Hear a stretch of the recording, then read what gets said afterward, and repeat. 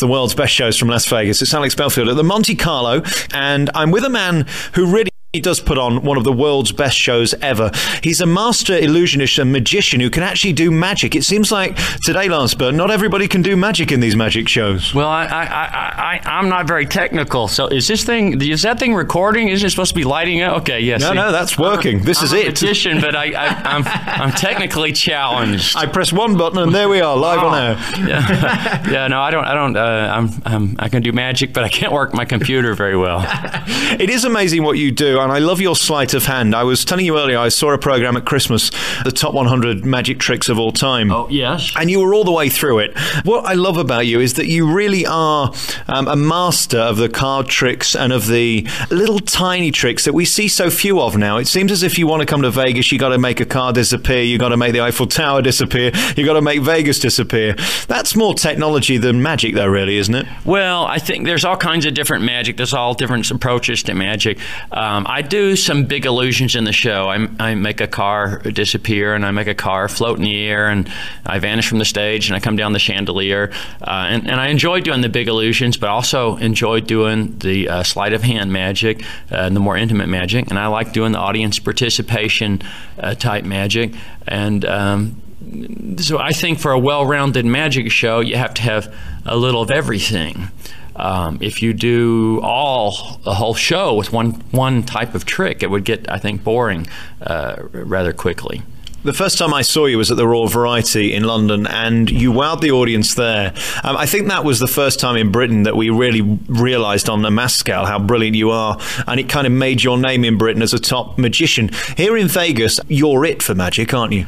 Well, I've been in Las Vegas a long time. I've been doing magic here 26 years, and I've been fortunate to be working all that time. I've only had 3 jobs in 26 years. I was at the Tropicana Hotel for 9 years, then the Hacienda Hotel for 5 years, and now we've been at the Monte Carlo for 12 years. So I'm just thankful to have a job. I understand there's another 15 years to go on your contract. I have never heard of such a thing in show business. Outside of Vegas, contracts like that are never given, are they? I don't know. I don't keep track of all that, the contracts. I just show up every day. And if my name is still on the marquee, I come inside and I do a show. One day I'll show up and it'll say, appearing nightly, Wayne Newton, and I'll leave. I've had that happen before where I've gone into a radio station and the fob key doesn't work anymore and I know my time is up. Oh, somebody forgot to make the call. Yeah. And you get back in your car and realise it's not you on the air anymore. It's heartbreaking. The audience reaction tonight was so nice, and seeing the kids as well. People just want a good old entertainer, don't they? And you put that in front of them and the kids still love it. Well, yeah, I try to be first and foremost a good entertainer. I try to make sure when people come into the show that they have a good time, and when they leave, you know, they're happy and they're talking about the show, and they're not thinking about their troubles at home. They're not thinking about the 50 grand they lost in the casino. That's part of my job. But in the context of being a good entertainer, I try to be a good magician and hopefully show them something amazing. I think you've got the nicest theatre here in Vegas, and I've been in most of them in the last week. It reminds me very much of a West End theatre. It must be modelled on that. That's exactly what it was modelled on. Back in the 80s, when I was at the Tropicana Hotel, I made several trips to England. I did the Paul Daniels show a couple times, and I did a show called The Best of Magic, and I did the Royal Variety performance, and I did the Sunday evening show at the Palladium with Jimmy Tarbuck.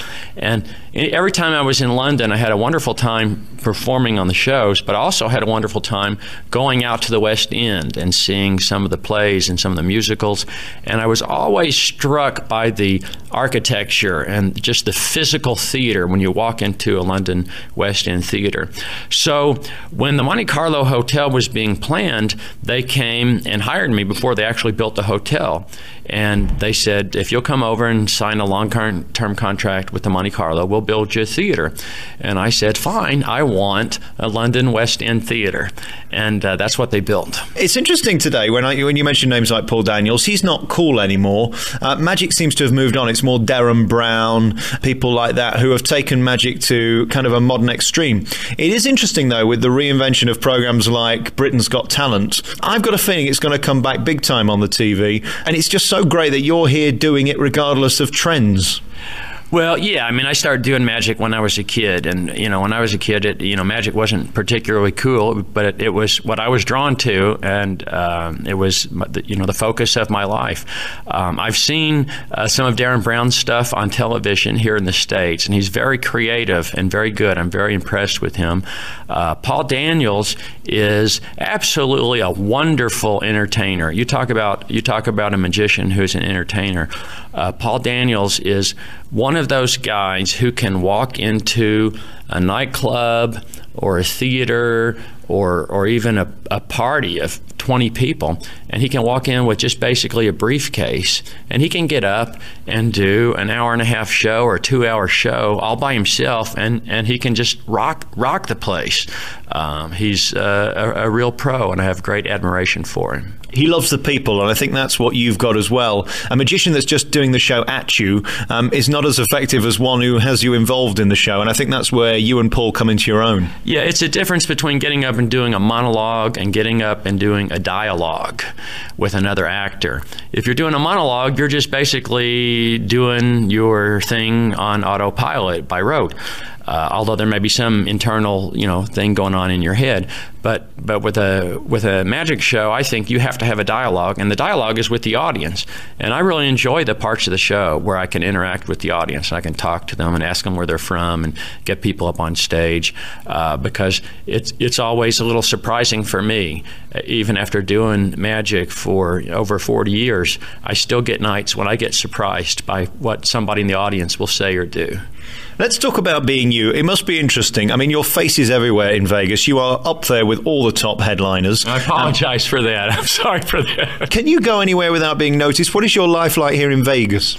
Well, I live a very quiet life. I try to pace myself. After the show, I'm not out in clubs and drinking and carousing. I live a very quiet life. I go home and have a little supper and go to bed.